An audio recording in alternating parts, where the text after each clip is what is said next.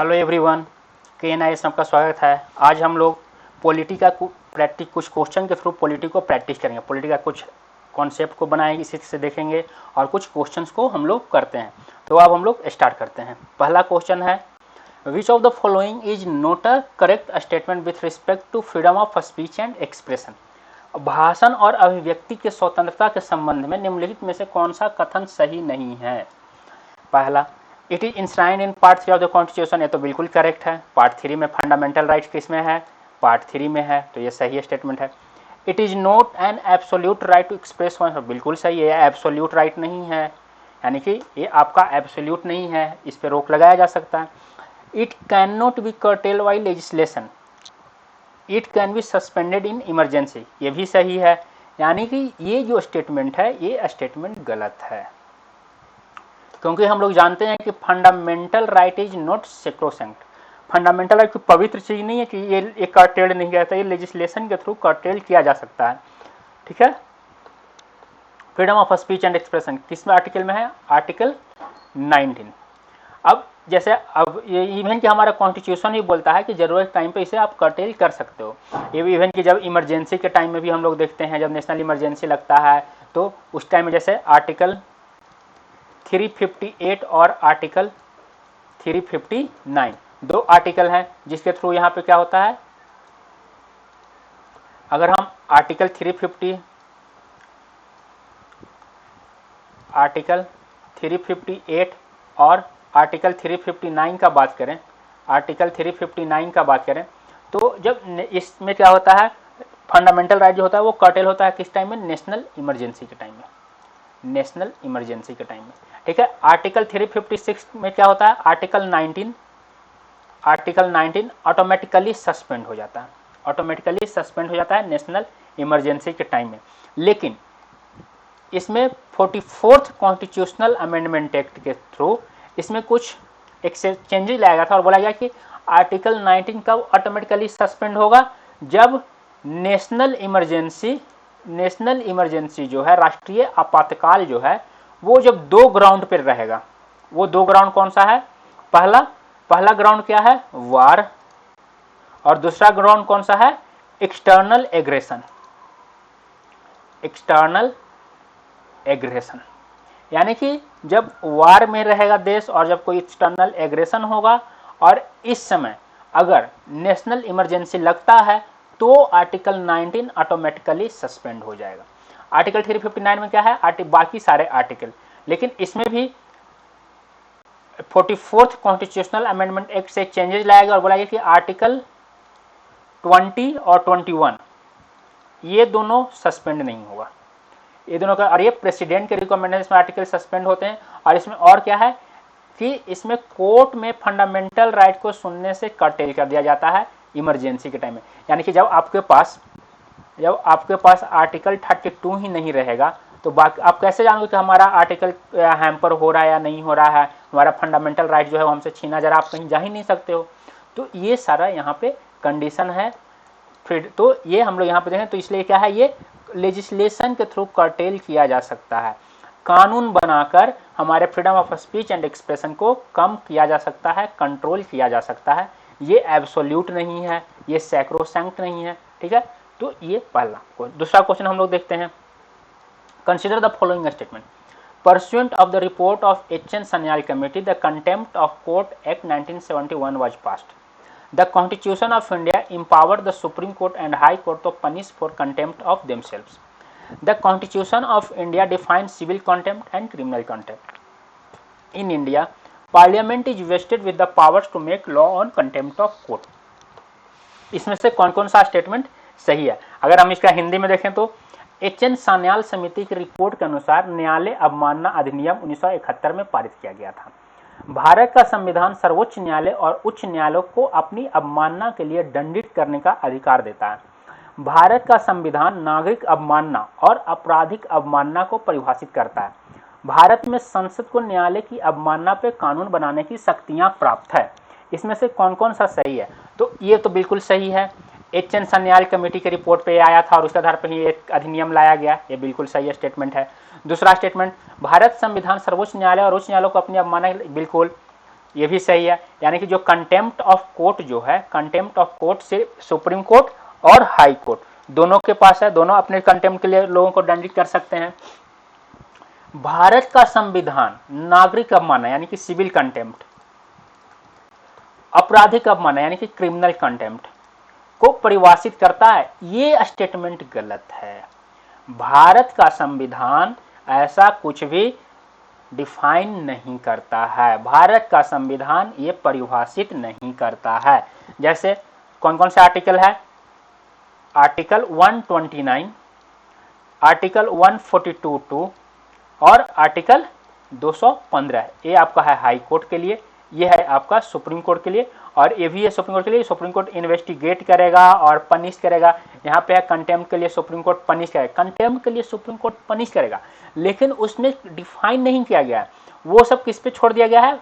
Parliament के ऊपर, संसद के ऊपर। इसीलिए संसद जो है वो क्या किया? न्यायालय अवमानना अधिनियम 1971 लाया। किस कमेटी के रिपोर्ट पे? एच.एन. सन्याल कमेटी के रिपोर्ट पे। तो इसका सही आंसर क्या है? बी, 1, 2 और 4। यानी कि कंटेम्प्ट जो है वो कहीं भी संविधान में इसको डिफाइन नहीं किया गया है। तो कंटेम्प्ट दो तरह का होता है, एक जो होता है आपका सिविल नागरिक अवमानना सिविल कंटेम्प्ट, और एक होता है आपराधिक अवमानना क्रिमिनल कंटेम्प्ट। सिविल कंटेम्प्ट में क्या आता है? जैसे आप कोई जजमेंट है, कोई जजमेंट हुआ, कोई डिक्री है, कोई ऑर्डर है, कोई डायरेक्शन है, कोई रिट है, आप इसको मानने से इनकार कर रहे हो, आप जानबूझकर इसको नहीं मान रहे हो, बिल्कुल डिसोबीडियंस, तो ये आपका सिविल कंटेम्प्ट में आएगा। और इसमें आपका, और अगर क्रिमिनल में क्या आता है? जैसे आप कुछ पब्लिकेशंस किए, कोई पब्लिकेशन आया, कोई न्यूज़पेपर में कोई पब्लिकेशन या कुछ भी आया, उससे कोर्ट का ऑथोरिटी लोअर हो रहा है, उसके जजमेंट में इंटरफेयर हो रहा है, या उसके जजमेंट में ऑब्स्ट्रक्शन हो रहा है, रुकावट हो रहा है, तो ये सब किस में आएगा? क्रिमिनल कंटेम्प्ट में। और ये क्या है? ये डिफाइन कहाँ पे? संविधान में डिफाइन नहीं है। ध्यान रखना, एक कॉन्स्टिट्यूशन में डिफाइन नहीं है। कॉन्स्टिट्यूशन में कंटेम्प्ट से रिलेटेड कौन कौन से आर्टिकल हैं? अगर हम आर्टिकल का बात करें तो आर्टिकल 129, आर्टिकल 142(2) और आर्टिकल 215। ये हाई कोर्ट के लिए है और ये दोनों सुप्रीम कोर्ट के लिए। सुप्रीम कोर्ट एक बार अपने जजमेंट में बोल चुका है कि हम लोअर कोर्ट के कंटेम्प्ट के लिए भी पनिशमेंट दे सकते हैं। लोअर कोर्ट के पास अपने कंटेम्प्ट के लिए पनिशमेंट का पावर नहीं है, लेकिन सुप्रीम बोला कि हम इसके कंटेम्प्ट पे पनिशमेंट दे सकते हैं। ठीक है, तो समझ में आ गया। अब अगले क्वेश्चन को देखते हैं। Consider the following, the constitution of India classifies the minister into 4 rank. Bharat का संविधान जो है वो मिनिस्टर को 4 रैंक में विभाजित करता है। Cabinet minister, minister of state with independent charge, minister of state and deputy minister. Total number of ministers in union government including the prime minister shall not exceed 15% of the total number of members of लोक सभा। अगर इसका हिंदी देखें, भारत का संविधान मंत्रियों को 4 श्रेणियों में वर्गीकृत करता है। कैबिनेट मंत्री, स्वतंत्र प्रभार वाले राज्य मंत्री और उप मंत्री। केंद्र सरकार में प्रधानमंत्री सहित मंत्रियों की कुल संख्या लोकसभा में सदस्यों की कुल संख्या के 15% से अधिक नहीं होगा। इसमें से कौन सा स्टेटमेंट सही है? तो इसमें से सिर्फ ये वाला स्टेटमेंट सही है, केवल 2। सिर्फ सेकंड स्टेटमेंट जो है वो सही है, पहला स्टेटमेंट गलत है। क्योंकि भारत का संविधान जब मंत्रियों के श्रेणी को विभाजित करता है तो उसमें कहीं पे कैबिनेट मंत्री नहीं है। यहाँ पे कहीं भी कैबिनेट मंत्री वहाँ पे चर्चा नहीं है। कैबिनेट मंत्री को डिफाइन श्रेणी में वर्गीकृत नहीं किया, कैबिनेट मिनिस्टर का कहीं पे वो चर्चा नहीं है। अब हम देखते हैं वहाँ पे सिर्फ क्या लिखा गया है, काउंसिल ऑफ मिनिस्टर। कैबिनेट मंत्री या स्वतंत्र प्रभार मंत्री, राज्य मंत्री, उप मंत्री, ये सब ऐसा कुछ नहीं, वहाँ पे काउंसिल ऑफ मिनिस्टर है, जो कि आपको क्या, जैसे आर्टिकल 74, आर्टिकल 75। आर्टिकल 74 में क्या है, there is a council of minister headed by prime minister which aid and advise president. President को एड एंड एडवाइस का कौन, काउंसिल ऑफ मिनिस्टर। उस तरह आर्टिकल 75 में और भी प्रोविजंस है, other provisions of council of minister. अगर सिमिलरली हम स्टेट में जाएं तो आर्टिकल 163 और आर्टिकल 164 यह है, यानी कि ये सब ऐसे कहीं पे वर्गीकृत नहीं किया हुआ है संविधान में। अब अगर आपसे कोई सवाल आता है क्या हमारे संविधान में कहीं पे कैबिनेट वर्ड यूज किया गया है? क्या हमारे संविधान में कहीं पे कैबिनेट वर्ड यूज किया गया है? तो कैबिनेट वर्ड हमारे संविधान में एक ही ओरिजिनल संविधान में, मूल संविधान में कैबिनेट वर्ड का कहीं पे चर्चा नहीं है, लेकिन 44th कॉन्स्टिट्यूशनल अमेंडमेंट एक्ट से कैबिनेट वर्ड लाया गया था। कहाँ पे? आर्टिकल 352 में, आर्टिकल 352 में, कि किस लिए है? नेशनल इमरजेंसी के लिए। इसमें क्या अमेंडमेंट किया गया कि national emergency prime minister president कैसे लगा सकते हैं? प्रेसिडेंट नेशनल इमरजेंसी कैबिनेट के रिटन रिकमेंडेशन लिखित निर्देश पे ही प्रेसिडेंट जो है वो नेशनल इमरजेंसी अनाउंस कर सकते हैं। क्योंकि जब 75 में नेशनल इमरजेंसी इंदिरा गांधी लगाई थी, तो इमरजेंसी अनाउंस होने के बाद वो कैबिनेट को बताई थी, अपने मंत्रिमंडल को, काउंसिल ऑफ मिनिस्टर को बताई थी कि हम यहाँ पे नेशनल इमरजेंसी लगा दिया गया है। तो इस तरह से पहला स्टेटमेंट जो है वो क्या हुआ? गलत हुआ। अब अगर हम इसमें और अब हम दूसरा स्टेटमेंट की बात करें तो ये बिल्कुल सही है।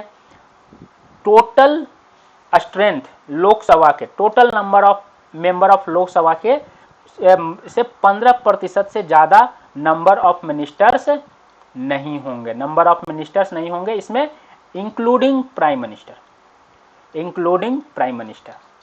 ये लोकसभा ये है सेंट्रल लेवल पे, यूनियन गवर्नमेंट में, same to same state government में भी है 15%। अब ये कौन से कॉन्स्टिट्यूशनल अमेंडमेंट एक्ट से इसको लाया गया है? तो ये आपको लाया गया है 91st कॉन्स्टिट्यूशनल अमेंडमेंट एक्ट 2003 में इसको लाया गया था। ठीक है। अब इसमें एक जो है सिर्फ दिल्ली का बात करें तो दिल्ली के लिए ये एक्सेप्शन है। दिल्ली में 69th कॉन्स्टिट्यूशनल अमेंडमेंट एक्ट से जो किया गया है वो क्या है कि वहां पे मैक्सिमम नंबर ऑफ मिनिस्टर्स कितने होंगे? 7, इंक्लूडिंग चीफ मिनिस्टर। सीएम को मिलाकर टोटल कितना हो सकता है? 7 दिल्ली में। ठीक है। अब एक एक्स्ट्रा हम लोग देख लेते हैं कि cabinet minister, minister of state with independent charge, minister of state और डिप्यूटी मिनिस्टर, ऐसा में क्या डिफरेंस होता है? कैबिनेट मिनिस्टर जो होते हैं वो किसी भी डिपार्टमेंट के हेड होते हैं, हेड ऑफ द मिनिस्टर, इन्हीं के पास तो वो सारा कुछ रिपोर्टिंग इनको होता है, सारा ये सब कुछ उसके सर्वे सर्व होते हैं। जैसे अभी हमारे डिफेंस मिनिस्टर राजनाथ सिंह क्या है? डिफेंस कैबिनेट मिनिस्टर हैं, यानी कि राजनाथ सिंह कैबिनेट मिनिस्टर हैं, डिफेंस इनके अंडर में कंप्लीट कंट्रोल है। अब बात होता है मिनिस्टर विथ इंडिपेंडेंट चार्ज, स्वतंत्र प्रभार वाले राज्य मंत्री। ये जो होते हैं इनके पास मिनिस्ट्री होता है, लेकिन ये डायरेक्ट किसको रिपोर्ट करते हैं? पीएमओ को, प्राइम मिनिस्टर ऑफिस को। इसीलिए क्या है? इंडिपेंडेंट चार्ज है, स्वतंत्र प्रभार में है, और ये प्राइम मिनिस्टर ऑफिस को डायरेक्ट अपना रिपोर्ट करते हैं। Minister of state, minister of state क्या होता है? ये एक तरह से आपका इसको बोलेंगे कैबिनेट मिनिस्टर का हेल्पर, असिस्टेंट। कैबिनेट मिनिस्टर का एक तरह से असिस्टेंट बोलेंगे, कैबिनेट मिनिस्टर को असिस्ट करने के लिए मिनिस्टर ऑफ स्टेट हो। जैसे अभी अगर हम होम मिनिस्टर का बात करें तो होम मिनिस्टर कौन है? अमित शाह। इनको सपोर्ट करने के लिए 2-3 home minister for of state हैं जो कि इनको असिस्ट करेंगे, इनके काम को वो अलग अलग, जैसे नित्यानंद रॉय हैं, निशित परमाणिक हैं, ये सब क्या है? Minister of state for home. तो ये सब एक तरह से असिस्टेंट है। और सेम टू सेम कंडीशन क्या होता है? Deputy minister. डिप्टी मिनिस्टर की तरह समझ लो कि मिनिस्टर का सेक्रेटरी, इस तरह से ये रहता है। और ये सब मिलाकर minister of state, deputy minister, minister of independent charge, cabinet minister, ये सब मिलाकर 15% से ज़्यादा नहीं होना चाहिए, प्लस प्राइम मिनिस्टर भी इसी में आ जाएंगे, इससे ज़्यादा नहीं होना चाहिए। तो आई होप ये पूरा कॉन्सेप्ट इसका क्लियर हो गया होगा। अब अगला हम लोग देखते हैं। With reference to anti defection law in India consider the following statement. The law specified that a nominated legislature cannot join any political party within 6 months of being appointed to House. The law does not provide any time frame within which the presiding officer has to decide a defection case. Bharat में दल बदल विरोधी कानून के संदर्भ में निम्नलिखित कथनों पर विचार करें। कानून निर्दिष्ट करता है कि एक मनोनीत विधायक सदन में नियुक्त होने के 6 महीने के भीतर किसी भी राजनीतिक दल में शामिल नहीं हो सकता है। कानून कोई समय सीमा प्रदान नहीं करता है जिसके भीतर पीठासीन अधिकारी को दल बदल मामले का फैसला करना होगा। इसमें से कौन सा स्टेटमेंट सही है? इसमें से केवल सेकंड स्टेटमेंट जो है ये सही है, यानी कि केवल 2। पहला स्टेटमेंट गलत है। क्यों? क्योंकि जो नॉमिनेटेड मेंबर होते हैं वो 6 महीने के अंदर में किसी भी राजनीतिक दल में शामिल हो सकते हैं। विदिन 6 मंथ वो किसी भी राजनीतिक दल में शामिल हो सकते हैं, लेकिन आफ्टर 6 मंथ नॉमिनेटेड मेंबर किसी भी राजनीतिक दल में शामिल नहीं हो सकते। हाँ, अगर यहाँ पे स्वतंत्र जो निर्दलीय जो होते हैं, अगर निर्दलीय रहते हैं तो निर्दलीय किसी भी पार्टी में शामिल नहीं हो सकते हैं, किसी भी पार्टी में निर्दलीय जो है वो शामिल नहीं हो सकता है। और यहाँ पे क्या है, कानून तो कोई यहाँ पे एंटी डिफेक्शन लॉ में प्रिजाइडिंग ऑफिसर जो लोकसभा के स्पीकर हैं या राज्यसभा के चेयरमैन हैं या असेंबली के स्पीकर हैं या काउंसिल के चेयरमैन हैं, उनके लिए कोई भी टाइम फ्रेम नहीं रखा गया। यही तो सबसे बड़ा लूप होल है कि उनके लिए कोई टाइम फ्रेम नहीं है, वो कितने दिनों में चाहे उतने दिन में डिसीजन ले सकते हैं, उनके पास कोई टाइम फ्रेम नहीं है। ठीक है, तो ये इसका सही आंसर कौन सा है? Only second, two only. अगला question, under the Indian constitution concentration of wealth violates, भारतीय संविधान के तहत धन के संकेंद्रण का उल्लंघन है। धन का संकेंद्रण किसका उल्लंघन है? Right to equality, directive principle of state policy, right to freedom या कॉन्सेप्ट ऑफ वेलफेयर, कल्याण की अवधारणा, स्वतंत्रता का अधिकार, राज्य की नीति निर्देशक सिद्धांत या समानता का अधिकार। अब धन का संकेंद्रण तो कोई भी कर सकता है, हम भी कर सकते, कोई तो ये तो इसका अगेंस्ट में नहीं है। यहाँ पे ये आ जाता है, इसका सही आंसर क्या हो जाएगा? इसका सही आंसर है B, directive principle of state policy. Directive principle of state policy, राज्य के नीति निर्देशक सिद्धांत, क्योंकि ये किसमें है? आर्टिकल 39 में। अगर हम आर्टिकल 39 को देखते हैं तो आर्टिकल 39 में क्या लिखा हुआ है कि ये स्टेट को डायरेक्ट करता है कि वो ऐसा पॉलिसी बनाए कि result in concentration of wealth, कि ऐसा पॉलिसी बनाए कि कंसंट्रेशन ऑफ वेल्थ ना हो, कंसंट्रेशन ऑफ वेल्थ ना हो, कंसंट्रेशन ऑफ वेल्थ ना हो, ऐसा ये किया जाता है। कॉन्सेप्ट ऑफ वेलफेयर तो डीपीएसपी है ही, यही तो है हमारा कंट्री वेलफेयर स्टेट है, तो उसी में तो आर्टिकल 39 है कि ये क्या बोलता है कि धन का संकेंद्रण ना हो, ऐसा राज्य पॉलिसी बनाए। यानी कि ये किसको, अगर हम धन का संकेंद्रण हो रहा है, कॉन्सेंट्रेशन हो रहा है, तो किसको वायलेट कर रहा है? Directive principle of state policy. What is the position of right to property in India? भारत में संपत्ति के अधिकार की क्या स्थिति? अभी भारत में संपत्ति का अधिकार का क्या स्थिति है? Legal right available to citizen only, legal right available to any person, fundamental right available to citizen only, neither fundamental right nor legal right. ये भी गलत है, ये भी गलत है, ये सही है, ये गलत है। यानी कि संपत्ति का अधिकार किसी भी व्यक्ति को उपलब्ध कानून अधिकार, चाहे वो सिटीजन हो या बाहरी हो, सब के लिए राइट टू प्रॉपर्टी क्या है? अभी लीगल राइट है। ये कौन से आर्टिकल में है राइट टू प्रॉपर्टी? अभी आर्टिकल 300A। कौन पहले किस में था? आर्टिकल 31 में पहले क्या था? फंडामेंटल राइट था, लेकिन इसको 44th कॉन्स्टिट्यूशनल अमेंडमेंट एक्ट से इसको कहाँ कर दिया गया? कॉन्स्टिट्यूशनल राइट और लीगल राइट। यानी कि अभी ये क्या है, इसका करंट पोजीशन क्या है? Legal right available to all cities, all person, any person, कोई भी, चाहे वो इंडियन हो या फॉरेनर हो, सबके लिए संपत्ति का अधिकार है। What was the exact constitutional status of India on 26 जनवरी 1950? 26 जनवरी 1950 को भारत की वास्तविक संवैधानिक स्थिति क्या थी? यानी कि इसमें पूछा जा रहा है कि प्रियम्बल में उस समय क्या क्या था, प्रियम्बल में नेचर ऑफ स्टेट क्या था, क्योंकि प्रियम्बल में बाद में 42nd कॉन्स्टिट्यूशनल अमेंडमेंट एक्ट से कुछ और भी जोड़ा गया, तो उस समय क्या था जब 26 जनवरी 1950 को क्या था एग्जैक्ट पोजीशन? तो उसमें हमारा देश क्या था? सोवरन, डेमोक्रेटिक और रिपब्लिक। सोवरन, डेमोक्रेटिक, रिपब्लिक, क्योंकि सोशलिस्ट और सेकुलर, सोशलिस्ट और सेकुलर कब ऐड हुआ है? ये ऐड हुआ है 42nd कॉन्स्टिट्यूशनल अमेंडमेंट एक्ट से। 42nd कॉन्स्टिट्यूशनल अमेंडमेंट एक्ट से सोशलिस्ट और सेकुलर को जोड़ा गया था, इससे पहले ये नहीं जोड़ा गया। तो करेक्ट पोजीशन उसमें क्या था? उस समय करेक्ट पोजीशन था सोवरन, डेमोक्रेटिक और रिपब्लिक। हम क्या थे? संप्रभुत्व, लोकतांत्रिक और गणराज्य। संप्रभुत्व, लोकतांत्रिक और गणराज्य, ये उस समय का करंट पोजीशन। उसके बाद 1976 में ये ऐड कर दिया गया। ठीक है, अगला question, consider the following statement in respect of Bharat Ratna and Padma awards. Bharat Ratna और पद्म अवार्ड जो मिलता है, पद्म अवार्ड तीन कैटेगरी में इसको बांटा गया है। क्या क्या?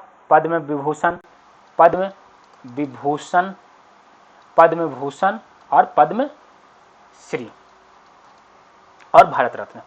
तो इससे रिलेटेड इस स्टेटमेंट को देखना है और हम लोग को आंसर देना है। Bharat Ratna and Padma awards are titles under article 18 sub clause 1 of the Constitution of India. Padma Awards, which are instituted in 1954, were suspended only once.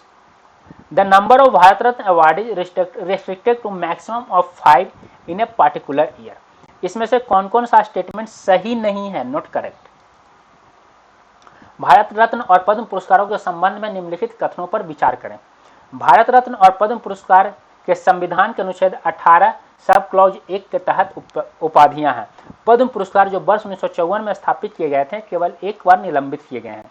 Bharat Ratna पुरस्कारों की संख्या किसी विशेष वर्ष में अधिकतम 5 तक सीमित है। कौन सा कथन सही नहीं है? तो इसमें से इसका क्या आंसर होगा? डी। ये तीनों के तीनों स्टेटमेंट गलत है। तीनों स्टेटमेंट क्या है? तीनों स्टेटमेंट गलत है। इसका करेक्ट आंसर है डी। कैसे? आर्टिकल 18 क्या है? अगर हम आर्टिकल 18 का बात करें तो आर्टिकल 18 क्या है? आर्टिकल 18 एवोल्यूशन ऑफ टाइटल है। एवोल्यूशन ऑफ टाइटल है, तो इसका अवार्ड से कोई लेना देना नहीं है। इसमें अवार्ड से कोई मतलब, यानी कि ये आर्टिकल 18 में नहीं है, ये खत्म हो गया। पद्म अवार्ड जो है वो 1954 में आया है, यहाँ तक ये सही है, लेकिन ये सिर्फ एक बार नहीं सस्पेंड हुआ है, ये 2 बार सस्पेंड हुआ है। कब कब 2 बार सस्पेंड हुआ है? सबसे पहली बार कब सस्पेंड हुआ था? 1977 में 2 साल के लिए। उसके बाद कब सस्पेंड हुआ था? ये फिर 1992 में, 1992 में भी इसको सस्पेंड किया गया। यानी कि अभी तक कितने बार सस्पेंड हुआ है? 2 टाइम्स, 2 बार। तो ये स्टेटमेंट भी गलत हो गया। Number of Bharat Ratna award is maximum of 5 in particular year, नहीं, मैक्सिमम ऑफ 3। एक साल में आप मैक्सिमम 3 लोग को ही, 3 पीपल को ही आप भारत रत्न दे सकते हो। हाईएस्ट सिविलियन अवार्ड जो है भारत रत्न, वो एक साल में आप मैक्सिमम 3 लोग को दे सकते हो, 5 लोग को नहीं। तो इसका करेक्ट आंसर क्या है? डी। तीनों गलत है। ठीक है, समझ में आ गया? आगे देखते हैं। A legislation which confers on the executive और administrative authority an unguided and uncontrolled discretionary power in the matter of the application of law violates which one of the following article of the Constitution of India? एक कानून जो कार्यकारी या प्रशासनिक प्राधिकरण को कानून के आवेदन के मामले में एक अनियंत्रित विवेकाधीन शक्ति प्रदान करता है, वो भारत के संविधान में निम्न अनुच्छेदों में से किस एक का उल्लंघन करता है? कौन से एक्ट का उल्लंघन कर रहा है? तो ये कौन सा होगा? हम लोग एकदम सिंपल सा, इसका स्ट्रेट फॉरवर्ड क्या है आंसर होगा? आर्टिकल 14। आर्टिकल 14। आर्टिकल 14 में क्या है? इक्वलिटी ऑफ लॉ या इक्वल प्रोटेक्शन ऑफ लॉ भी है या नहीं? Equal protection of law, equality of law, तो यही यहाँ पे है। Equality before law, equality before law, rule of law, rule of law है या नहीं? Equality before law, equal protection of law, equal protection of law, यानी कि रूल ऑफ लॉ है। ध्यान रहे, रूल ऑफ लॉ। कोई भी है प्रकरण जो है वो अनियंत्रित या अपने शक्ति का विवेकाधीन, अनियंत्रित विवेकाधीन, अनकंट्रोल्ड डिस्क्रिशनरी पावर वो यूज नहीं कर सकता है। अगर वो यूज करता है तो वो किसका उल्लंघन माना जाएगा? आर्टिकल 14। ये आर्टिकल 14 का उल्लंघन है। आर्टिकल 28 में क्या है? आर्टिकल 28 में तो आपका रिलीजन से रिलेटेड है। रिलीजन से है, क्या है इसमें? एजुकेशनल इंस्टीट्यूशंस हैं, एजुकेशनल इंस्टीट्यूशंस का है। आर्टिकल 32 क्या है? आर्टिकल 32 में रिट्स है। आर्टिकल 44 में क्या है? आर्टिकल 44 में यूसीसी है। तो इसका करेक्ट आंसर क्या है? आर्टिकल 14। अगला question, which one of the following best define the term state? बहुत आसान क्वेश्चन है। इनमें से कौन जो है वो स्टेट को डिफाइन कर रहा है? A community of person permanently occupying a definite territory independent of external control and possessing an possessing an organized government. दूसरा statement, a politically organized people of a definite territory possessing an authority to govern them, maintain law and order, protect their natural rights and safeguard their means of sustenance. A number of persons who have been living in a definite territory for a very long time with their own culture, tradition and government. A society permanently living in a definite with a central authority and executive responsible to central authority and an independent judiciary. निम्नलिखित में से कौन सा राज्य शब्द को सबसे अच्छी तरह से परिभाषित करता है? व्यक्तियों का एक समुदाय जो बाहरी नियंत्रण से स्वतंत्र एक निश्चित क्षेत्र पर अस्थायी रूप से कब्जा कर लेता है और जिसके पास एक संगठित सरकार होती है। एक निश्चित क्षेत्र के राजनीतिक रूप से संगठित लोग और उन पर शासन करने, कानून और व्यवस्था बनाए रखने, उनके प्राकृतिक अधिकारों की रक्षा करने, उनके जीविका के साधनों की सुरक्षा करने का अधिकार रखते हैं। बहुत से व्यक्ति जो अपनी संस्कृति, परंपरा, सरकार के साथ एक निश्चित क्षेत्र में बहुत लंबे समय से रह रहे हैं। एक ऐसा समाज जो अस्थायी रूप से एक केंद्रीय सत्ता के प्रति उत्तरदायी कार्यपालिका और एक स्वतंत्र न्यायपालिका के साथ रहता हो। ये चारों में से रियल में स्टेट का प्रॉपर डेफिनेशन कौन सा है? अब हम इसको सिंपल में समझते हैं, सिंपल में समझने का प्रयास करते हैं। इससे आपको इजीली इसका आंसर हो जाएगा, फिर कभी नहीं भूल पाओगे। स्टेट के लिए ये आप फंडामेंटल राइट का आर्टिकल 12 वाला मत समझ लेना। आर्टिकल 12 में जो स्टेट को डिफाइन किया है ये वो नहीं है, ये एक तरह से समझो कि कंट्री, देश, भारत को डिफाइन करने के लिए बोल रहा है कि आप डिफाइन करो कैसे एक स्टेट है। तो स्टेट को डिफाइन करने के लिए चार चीज होता है। एक स्टेट के लिए चार चीज होता है, ये चार बहुत जरूरी है। सबसे पहले क्या, आपके पास सबसे पहले क्या होना चाहिए? डिफाइंड टेरिटोरी, यानी कि जमीन होना चाहिए, डिफाइंड टेरिटोरी, बाउंड्री। अब अगर आपके पास डिफाइंड टेरिटरी हो गया तो फिर क्या हो जाएगा? एक पॉपुलेशन। आपके पास पॉपुलेशन तो होना चाहिए। अब पॉपुलेशन हो गया, जनता आ गया, जनसंख्या है, डिफाइंड टेरिटरी है, तो जनसंख्या सबको कंट्रोल करने के लिए, रेगुलेट करने के लिए कोई चाहिए ना, तो वो रेगुलेट कौन करेगा? गवर्नमेंट। अब गवर्नमेंट कैसा होना चाहिए? बाहरी शक्तियों से क्या होना चाहिए? बाहरी शक्तियों से इंडिपेंडेंट, बाहरी शक्तियों के दबाव में आकर काम करने वाला न हो, यानी कि क्या होना चाहिए? सोवरेन। सोवरेन। तो अब ये चारों को आप इंक्लूड करके देखो और इसमें देखो कि सबसे बढ़िया कौन डिफाइन, इस चारों में से सबसे बेस्ट डेफिनेशन इसमें कौन है? तो इसमें सबसे बेस्ट डेफिनेशन कौन सा है? ये first, a community of person. Community of person कौन होगा? पॉपुलेशन।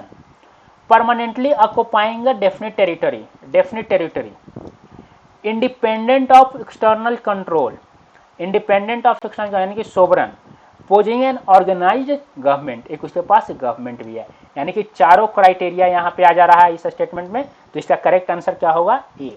अब दूसरा स्टेटमेंट देखते हैं, politically organised people of a definite territory possessing an authority to govern them, maintain law and order, protect their natural rights, safeguard their means of sustenance। यहाँ पे ये नहीं है कि ये बाहरी शक्तियों से इंडिपेंडेंट है, एक्सटर्नल कंट्रोल से इंडिपेंडेंट का यहाँ पे चर्चा नहीं है, तो ये स्टेटमेंट खत्म हो गया। यहाँ पे देखो, number of person who have been living in a definite territory for a very long time. ऐसा कोई नहीं कि आप बहुत दिन से रह रहे हो, अपने कल्चर, ट्रेडिशन और गवर्नमेंट है तो आप स्टेट हो गए, ये भी स्टेटमेंट खत्म हो गया। A society permanently living indefinite with central authority and executive responsible to central authority and an independent judiciary। आपका जुडिशियरी इंडिपेंडेंट हो या नहीं हो, आपका अथॉरिटी सेंट्रल हो या नहीं हो, इससे कोई मतलब नहीं। आप यहाँ पे सोवरन हो ये नहीं हो, कुछ भी पता चला, तो ये तीनों स्टेटमेंट गलत है। करेक्ट आंसर क्या है इसका? ए। इसका करेक्ट आंसर क्या होगा? व्यक्तियों का एक समुदाय जो बाहरी नियंत्रण से स्वतंत्र एक निश्चित क्षेत्र में अस्थायी रूप से कब्जा कर लेता है और जिसके पास एक संगठित सरकार होता है। यानी कि राज्य को डिफाइन करने के लिए क्या है? कितने? चार क्राइटेरिया होता है। कौन कौन है चार क्राइटेरिया? सब चार क्राइटेरिया क्या है? पहला क्या है? एक परिभाषित या डिफाइंड टेरिटरी, परिभाषित बाउंड्री होना चाहिए, क्षेत्र होना चाहिए। उसके बाद क्या हो? जनसंख्या हो, समुदाय, व्यक्तियों का समूह हो, जनसंख्या। उसके बाद क्या हो? एक संगठित सरकार हो, और वो सरकार कैसा हो? संप्रभु हो, यानी कि वो क्या हो? बाहरी शक्तियों से स्वतंत्र हो, जो बाहरी शक्तियों के दबाव में आकर काम ना करता हो। जैसे अगर हम इंडिया का एग्जांपल लेते हैं तो अभी देखो रसिया यूक्रेन का इतना चल रहा था, तो ये वेस्टर्न कंट्री बोल रहे थे तो मैं रशिया का सपोर्ट मत करो, यूक्रेन के सपोर्ट में आ जाओ, हम लोग की बात में, लेकिन इंडिया नहीं, क्योंकि इंडिया क्या बोला, हम सोवरन हैं, मेरा फॉरेन पॉलिसी इंडिपेंडेंट है, ये बाहरी नियंत्रण में नहीं है, हम अपना स्टैंड अपने अनुसार लेंगे। तो इसका करेक्ट आंसर कौन सा है, ए। अब हम लोग अगला क्वेश्चन देखते हैं। अगला क्वेश्चन क्या है, with reference to Indian judiciary consider the following statement, any retired judge of the Supreme Court of India can be called back to sit by Chief Justice of India with prior permission of the President of India. A High Court in India has the power to review its own judgment as the Supreme Court does. इसका correct answer कौन सा होगा, इसमें दोनों correct answer है। इसका correct क्या है, सी। क्यों, ये कौन सा आर्टिकल में है, आर्टिकल 128। आर्टिकल 128 में क्या है कि सुप्रीम कोर्ट कोई भी रिटायर्ड जज को वापस बुला सकता है, कौन, चीफ जस्टिस ऑफ इंडिया। जज उनको लगता है कि बहुत ज़्यादा केसेज पेंडिंग है, जजेस की संख्या कम है, जजेस की रिक्वायरमेंट है, तो वो कोई भी जज को बुला सकते हैं, रिटायर्ड जज को बुला सकते हैं, लेकिन prior permission, with the prior permission of president of India, Bharat के राष्ट्रपति से प्रायर परमिशन लेने के बाद। और यहाँ पे अपने जजमेंट को सुप्रीम कोर्ट और हाई कोर्ट दोनों रिव्यू कर सकते हैं। तो इसका क्या करेक्ट आंसर है, बोथ 1 एंड। यह है आपका हिंदी में, भारत की न्यायपालिका के संदर्भ में परिचालन में भारत के राष्ट्रपति की पूर्व अनुमति से भारत के मुख्य न्यायाधीश द्वारा भारत के सर्वोच्च न्यायालय के किसी भी सेवानिवृत्त न्यायाधीश के पद पर बुलाया जा सकता है। भारत में एक उच्च न्यायालय के पास सर्वोच्च न्यायालय की तरह अपने फैसले की समीक्षा करने की शक्ति है, 1 और 2 दोनों।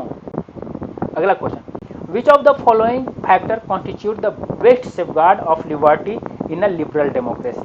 निम्नलिखित में से कौन सा कारक एक उदार लोकतंत्र में स्वतंत्रता की सर्वोत्तम सुरक्षा का गठन करता है लिबरल डेमोक्रेसी के लिए? Committed judiciary, centralisation of power, elected government, separation of power. इसमें से करेक्ट आंसर कौन होगा, सेपरेशन ऑफ पावर। अगर पावर का सेपरेशन है तो वो सबसे लिबरल डेमोक्रेसी है। कमिटेड जुडिशियरी का कोई मतलब नहीं है, पावर सेपरेशन नहीं है। सेंट्रलाइजेशन ऑफ पावर हो गया तो ये लिबरल डेमोक्रेसी नहीं है। इलेक्टेड गवर्नमेंट, गवर्नमेंट इलेक्टेड का मतलब ये नहीं कि वो लिबरल हो, ये मे भी एनार्की भी हो सकता है, ऑथोरिटेरियन भी हो सकता है।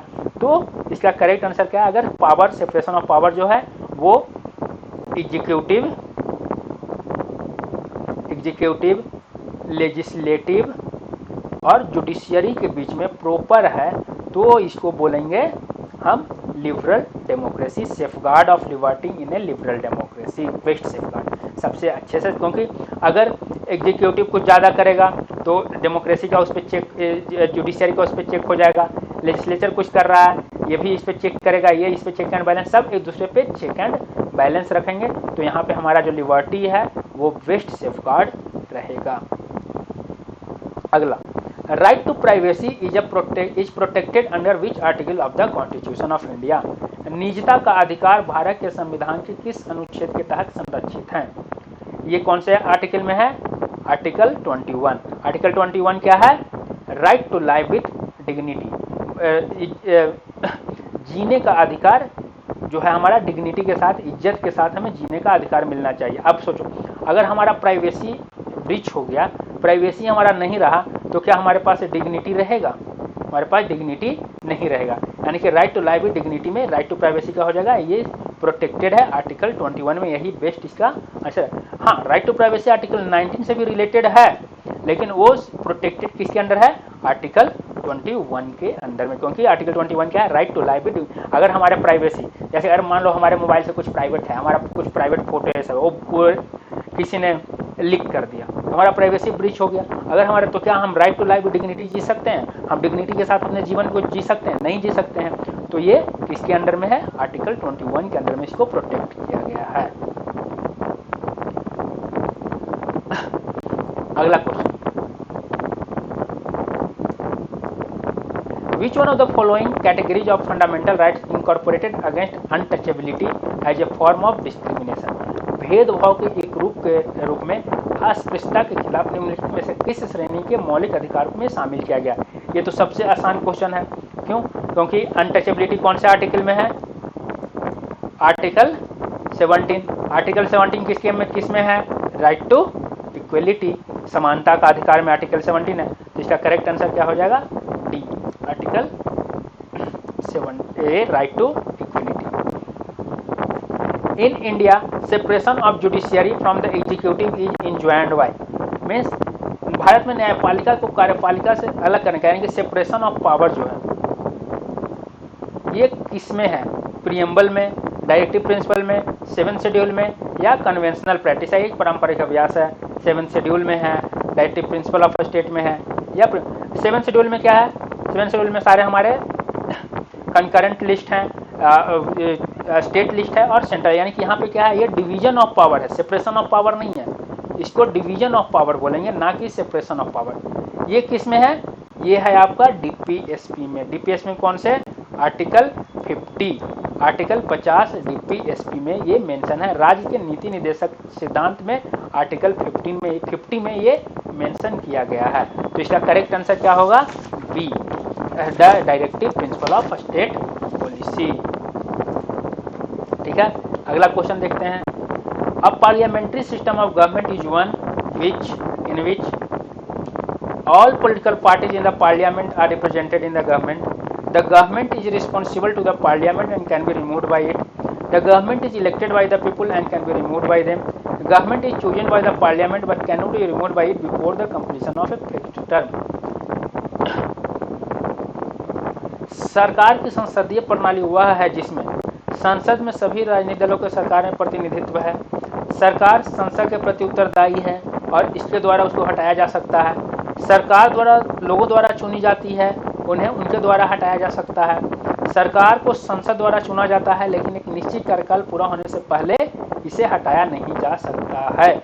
इसमें से करेक्ट आंसर कौन सा है, इसमें से करेक्ट आंसर आपका होगा बी, क्योंकि पार्लियामेंट्री सिस्टम गवर्नमेंट किसके लिए रिस्पॉन्सिबल होता है, पार्लियामेंट के लिए, और पार्लियामेंट ही उसको रिमूव करता है। और सारे पॉलिटिकल पार्टी जरूरी नहीं है कि वो रिप्रेजेंट हो गवर्नमेंट में, कुछ अपोजिशन में भी रहते हैं। Government is elected by the people and removed by them, नहीं, पीपुल के द्वारा रिमूव नहीं किए जाते हैं। Government is chosen by parliament but cannot be removed by, ऐसा भी नहीं है कि ये पार्लियामेंट के द्वारा चुना जाता है, ये पीपुल के द्वारा चुने जाते हैं। और ये जरूरी नहीं कि फिक्स्ड टर्म के पहले नहीं हटे, फिक्स्ड टर्म के पहले भी अगर इनके पास मेजोरिटी नहीं रहेगा तो इन्हें हटाया जा सकता है। तो इसमें सबसे सुटेबल कौन सा है, सबसे करेक्ट कौन सा, बेस्ट कौन सा है, आंसर बी। इसका आंसर बी है, सरकार संसद के प्रति उत्तरदायी है और इसके द्वारा उसे हटाया जा सकता है। अगला, in the contest of India which one of the following is the characteristics appropriate for bureaucracy. Bureaucracy के लिए सबसे बेस्ट कैरेक्टरिस्टिक्स कौन है इसमें से, an agency for widening the scope of parliamentary democracy, an agency for strengthening the structure of federalism, an agency for facilitating political stability and economic growth, an agency for implementation of public policy। इसमें से कौन best है? भारत के संदर्भ में निम्नलिखित में से कौन सी विशेषता नौकरशाही के लिए उपयुक्त है? संसदीय लोकतंत्र का दायरा बढ़ाने के लिए एक एजेंसी, संघवाद की संरचना को मजबूत करने के लिए एक एजेंसी, राजनीतिक स्थिरता और आर्थिक विकास को सुविधाजनक बनाने के लिए एक एजेंसी, सार्वजनिक नीति के कार्यान्वयन के लिए एक एजेंसी। तो इसमें सर कौन सा सही होगा? डी। देखो, संसदीय लोकतंत्र का दायरा बढ़ाना नौकरशाही ब्यूरोक्रेसी का काम नहीं है, संघवाद की संरचना को मजबूत करना ब्यूरोक्रेसी का काम नहीं है, राजनीतिक अस्थिरता खत्म हो गया, यहाँ पे ब्यूरोक्रेसी का काम क्या है? सार्वजनिक नीति के कार्यान्वयन के लिए ये एक एजेंसी है, यानी कि पब्लिक जो लेजिस्लेचर जो है वो जो पॉलिसी बना रहा है उस पॉलिसी को इम्प्लीमेंट करना ब्यूरोक्रेसी का काम है। जब आप डीएम बनोगे तो डीएम का क्या काम है? सरकार जो पॉलिसी ला रहा है उस पॉलिसी को आपको इम्प्लीमेंट करना है, आपको उसको इम्प्लीमेंट हो रहा है या नहीं, ये आपको सुनिश्चित करना है। ये काम ब्यूरोक्रेट्स का होता है, सरकार के द्वारा बनाए गए पॉलिसीज को इम्प्लीमेंट करवाना। तो इसका करेक्ट आंसर कौन सा है? डी। अगला देखते हैं, the preamble of the constitution of India is. Preamble जो है वो कॉन्स्टिट्यूशन ऑफ इंडिया क्या है? Part of the constitution but has no legal effect, not a part of the constitution but and has no legal effect either, part of constitution and has the same legal effect as any other part of the constitution but has no legal effect independently of others। Bharat के संविधान के प्रस्तावना संविधान का एक हिस्सा है लेकिन इसका कोई कानूनी प्रभाव नहीं है, संविधान का हिस्सा नहीं है और इसका कोई कानूनी प्रभाव नहीं है, संविधान का हिस्सा है और इसका कानूनी प्रभाव किसी भी अन्य हिस्से के समान नहीं है। संविधान का हिस्सा है लेकिन अन्य हिस्सों से स्वतंत्र रूप से इसका कोई कानूनी प्रभाव नहीं है। तो इसका करेक्ट आंसर क्या है? इसका प्रियम्बल का करेक्ट आंसर, इसका करेक्ट आंसर है आपका D, part of the constitution. एक कॉन्स्टिट्यूशन का पार्ट है but has no legal effect independent है ऑफ अदर्स। अदर से ये क्या है? इंडिपेंडेंट है, स्वतंत्र है, ये दूसरे पार्ट से रिलेटेड नहीं है। कॉन्स्टिट्यूशन का पार्ट है लेकिन दूसरे से रिलेटेड नहीं है। अब अगर हम देखें तो बात करें तो इस पर सुप्रीम कोर्ट का अलग अलग टाइम अलग अलग जजमेंट आया है। जैसे सबसे पहले जब ये सुप्रीम कोर्ट में गया बेरूवरी केस में जब ये हुआ था तो उस वो कब 1960 में, तो इस समय सुप्रीम कोर्ट क्या बोल दिया? Preamble is not a part of constitution. Preamble constitution का पार्ट नहीं है। लेकिन supreme court Kesavananda Bharati case में ये जजमेंट को बदल दिया। ये जजमेंट को बदल के क्या बोल दिया? Preamble is a part of constitution. अब जब प्रियम्बल जो है वो कॉन्स्टिट्यूशन का पार्ट हो गया तो इसको अमेंड भी किया जा सकता है, ये अमेंड भी होगा। तो सुप्रीम बोले कि हाँ ठीक है आप अमेंड करो लेकिन प्रियम्बल में कुछ ऐड हो सकता है, प्रियम्बल से आप कुछ रिमूव नहीं कर सकते हो, उसके बेसिक स्ट्रक्चर को आप इधर उधर नहीं कर सकते हो, उसका बेसिक स्ट्रक्चर अगर हैम्पर नहीं हो रहा तो आप इसको अमेंड कर सकते हो। इसी तरह एक और case government of India versus LIC में भी सुप्रीम कोर्ट क्या बोला कि preamble is a integral part of constitution. Constitution का ये पार्ट है, प्रियम्बल है वो क्या है? वो संविधान का एक भाग है, प्रस्तावना संविधान का एक भाग है। लेकिन ये क्या है? इसका कोई लीगल इफेक्ट नहीं है, ये जस्टिसिएबल नहीं है और ये बाकी सबसे इंडिपेंडेंट है। बाकी सबसे ये क्या है? इंडिपेंडेंट है। आई होप समझ में आ गया होगा। अगला देखते हैं। Consider the following statement. According to the constitution of India, a person who is eligible to vote can be made a minister in a state for 6 months even if he is not a member of the legislature of the state. According to Representation of People Act 1951, a person convicted of a criminal offence and sentenced to imprisonment for 5 years is permanently disqualified from contesting an election even after his release from prison. इसमें से कौन कौन सा statement सही है? तो अगर हम इसको हिंदी में देख लेते हैं, भारत के संविधान के अनुसार वोट देने के योग्य व्यक्ति को 6 महीने के लिए किसी राज्य में मंत्री बनाया जा सकता है, भले ही वह उस राज्य के विधानमंडल का सदस्य न हो। लोक प्रतिनिधित्व अधिनियम 1951 के अनुसार किसी आपराधिक अपराध के लिए दोषी ठहराया गया और 5 साल के कारावास व्यक्ति जेल से रिहा होने के बाद भी चुनाव लड़ने से अस्थायी रूप से अयोग्य हो जाता है। कौन सा कथन सही है? इसमें से दोनों कथन गलत है, दोनों कथन गलत है। क्यों गलत है? अब अगर हम पहला स्टेटमेंट देखते हैं तो पहला स्टेटमेंट क्या लिखा? Who is eligible to vote. Vote eligible क्या, कितना एज में आ जाता है? 18 ईयर्स। 18 ईयर्स में हम वोट दे सकते हैं। Can be made a minister? नहीं, मिनिस्टर बनने के लिए MLA MP वाला क्राइटेरिया हमको फॉलो करना होगा और इसके लिए कितना होना चाहिए एज? 25 ईयर्स। हम MP या MLA बनने के लिए मिनिमम एज कितना चाहिए? 25 ईयर्स। तो ये यहाँ पे है कि आप नहीं बन सकते हो। हाँ ये है कि आप even member of state member नहीं हो लेजिस्लेचर ऑफ द स्टेट के, फिर भी आप मिनिस्टर बन सकते हो और 6 महीने के अंदर में आपको मेंबरशिप लेना होगा। लेकिन ये जो लिखा हुआ है who is eligible to vote, यहाँ पे गलत है, ये स्टेटमेंट गलत है। दूसरा, according to representation of the people act 19, a person convicted for a criminal offence and sentenced for 5 years is permanently disqualified. पहले तो 5 ईयर्स नहीं, यहाँ पे है क्या? 2 ईयर्स और मोर देन दैट। 2 ईयर्स और मोर देन दैट, 2 साल या उससे ज़्यादा किसमें? क्रिमिनल ऑफेंस में, तो वो परमानेंटली डिस्क्वालीफाइड नहीं होता। सबसे बड़ी बात, जेल से छूटने के, मान लो कि कोई 2 साल के बाद आज वो कोई जेल से छूटा है, कितना तारीख है? 9 जुलाई 2023 को कोई जेल से छूटा है, तो ये इसके 6 साल बाद यानी कि 9 जुलाई 2029 से वो चुनाव लड़ने के लिए एलिजिबल हो जाएगा। बस 6 साल के लिए वो डिस्क्वालीफाई होता है, परमानेंटली डिस्क्वालीफाई नहीं होता। एक इसमें लिखा हुआ है, क्या उसमें है, section 8 of RP representation of people act 1951। समझ में आ गया। इलिजिबल टू वोट, वो जरूर वो मिनिस्टर बनने के लिए एलिजिबल नहीं है, और यहाँ पे परमानेंटली डिस्क्वालीफाइड नहीं होता है। आज का अंतिम क्वेश्चन हम लोग देखते हैं आज के डिस्कशन का। The president of India can summon a session of parliament at such a place as he see things fit.